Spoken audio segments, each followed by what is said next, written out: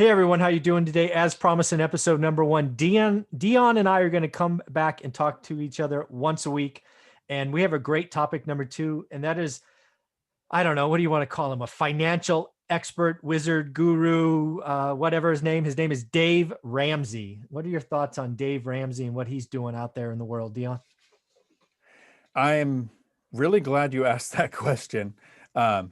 Probably would have been cool to know the subject before the video, but I couldn't bring this up on my video because my channel is so new and there would be so many people pouncing on me and attacking me. But here I can express an opinion and people can know that that's just it. It's just an opinion.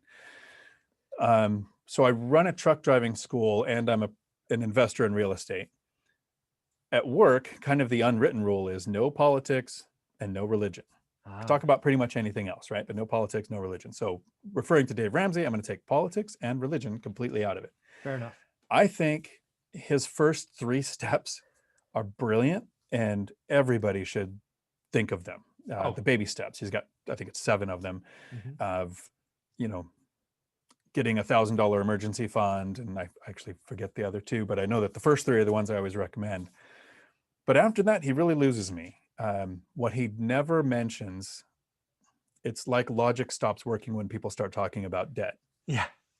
He invested in large properties, millions of dollars, with short-term loans, 90-day loans, saying, I'm going to do the Burr method with multi-property real estate. And when times are great, that's a great strategy. And when times are bad, you file bankruptcy and you lose all of your stuff, which is what he did.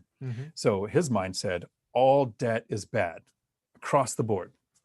And when you're now making $10 million a year running one of the largest broadcasting shows on the internet, great, invest in all cash. Yeah, exactly. But for most of us, when I reached financial freedom, I had spent a little over $300,000 on my first 7 units. I'd house hacked and I made work completely optional with a little over $300,000.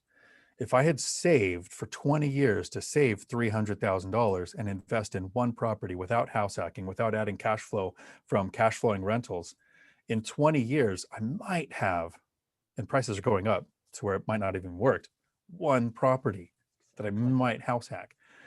Using good debt without over leveraging, keeping that. My first duplex, I did put 5% down, but I worked on every investment since then. I've put down 20 or 25%. I spend a lot of my time trying to help people get into real estate investing and answering questions. And my videos are usually how to get started. And a lot of people say, well, how can I start with low or no money down? Brandon Turner has a great book, How to Invest in Rentals with Low or No Money Down. But that doesn't mean you don't have money. Yeah. His strategies are for when you have money, here's ways to invest without using your own. You still have immediate repairs, closing costs, problems that are going to come up that you need to be ready for. So for Dave Ramsey, his first baby steps are great.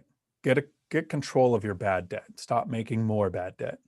The debt snowball is great. I kind of used it without really knowing what it was. Yeah, I focused on a couple of high interest things. Anything above 10%, I focused and paid off. Below 10%, below 6%, I really kind of didn't pay off at all because I can get a better return investing in properties. And then I kind of have a strategy off of the debt snowball that I use called the income snowball.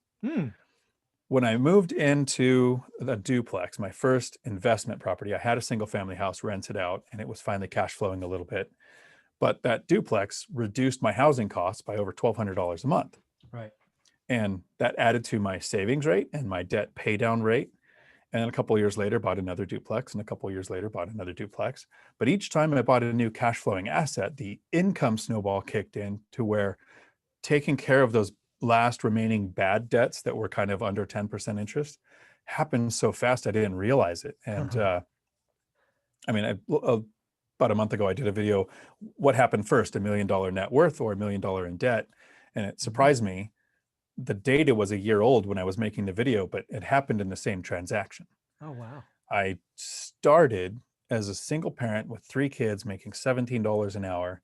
And within 8 years, I was doing a transaction that put me $1 million in debt, which sounds horrifying, but it was giving me $1 million net worth at the exact same time. And with that starting point, how else would I have achieved $1 million net worth to where literally sell everything, pay the selling fees, the agent fees, the taxes? I would currently walk away with over $1 million. So my kids now are going to inherit millions because I used good debt, which is very frustrating whenever I listen to any Dave Ramsey, and I don't say anything in their forums because I am Yeah. just attacked like a pariah. You can't use debt, it's bad. Yeah. And I agree. Bad debt is bad. Yeah. Good debt used wisely is Yeah. amazing.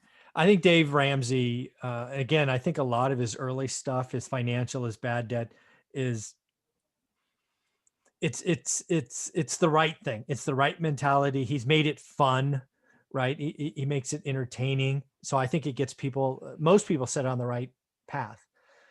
I also think he probably has some of the most spectacularly bad real estate investing advice I've ever heard. I mean, See, you could say that. That's I can awesome. say, yeah, I can say that. And if you don't like it, I'll just delete your comments and it won't bother me at all. Nice. But the idea that you should pay cash for a real estate investment when you can get a 3 or a 4% 30-year mortgage is it's just wrong and stupid on all kinds of levels, especially when you go, okay, inflation could be as high as 5 or 6%. It's actually negative interest in real rates. I mean, it's just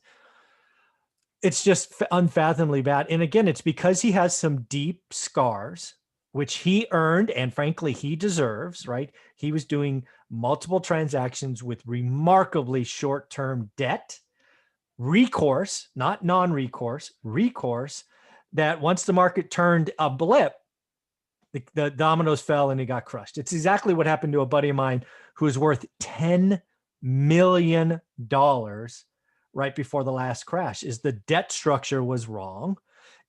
His wasn't 90 days. They were year long, but even that turned out to be that once the dominoes started falling, he couldn't get out of the way. Same thing, bankrupt. I mean, $10 million to bankruptcy in like 18 months. It was sad to see. But both of those gentlemen, and they were both men at this case, there's a lesson there. Don't structure your debt where it can all come due in a very short window.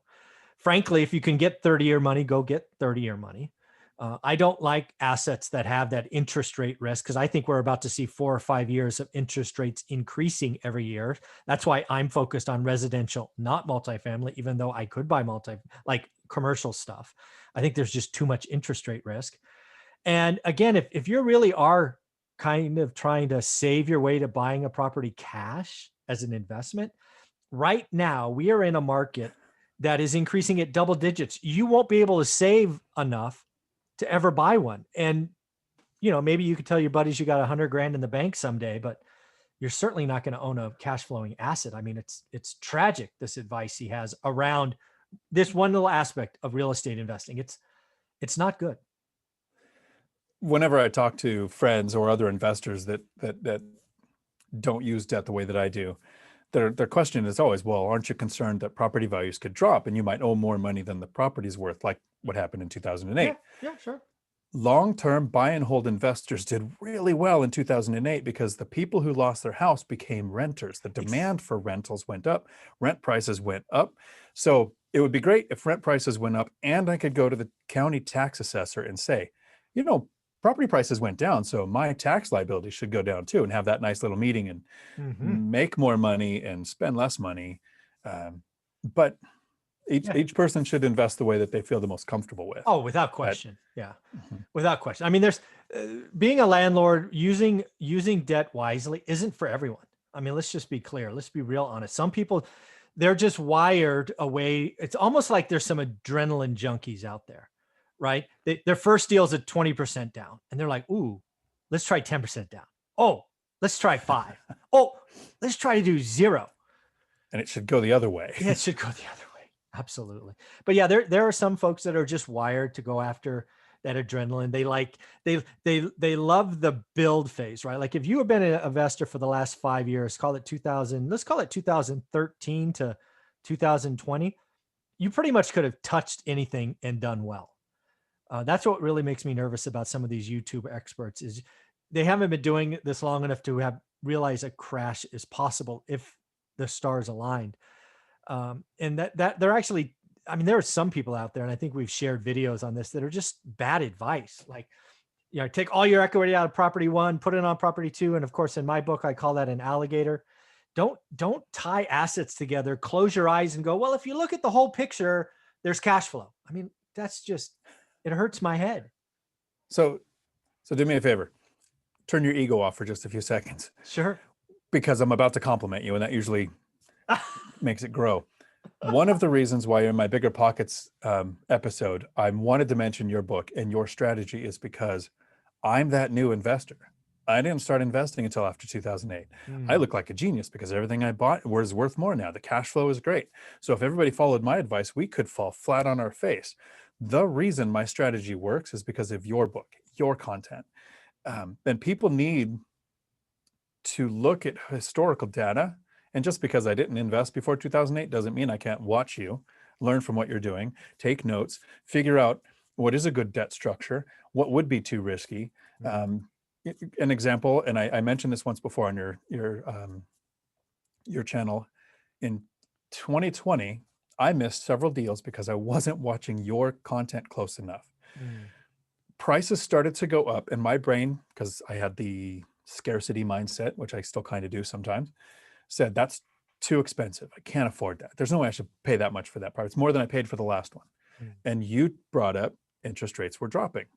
And so I actually ran the amortization, not a language guy, and realized my payments would be less, even though I was paying more. And I ended up finding a property in November where the cash on cash return is 17% of a bigger deal. Yes. Like, I wanted to spend less for a smaller return. And so when I talk on my channel, I try to reference your content. I try to say, watch his video. I try to say whenever I can, the thing I'm saying now, I learned from either someone I heard on Bigger Pockets or from listening to your channel. And it does come from you've survived some hard times to be an investor, where the last 6 years, it's kind of super easy. Yeah. Barely an inconvenience. Yeah. The last 6 years means I appreciate that. I hope more and more people realize that, yeah, it was quite a thing to because I remember it vividly, like 2005 or 6. I knew something was happening, hence I sold my houses in exchange to apartments. I had no idea how bad it would be. I had no idea the house I sold at 265 would go all the way down to 75 grand. No clue. I just knew I couldn't make 265 work. Right? It just didn't work. So this is gonna be a lot of fun. I look forward to topic number 3 because I think it might surprise some people. Thanks, buddy. Awesome.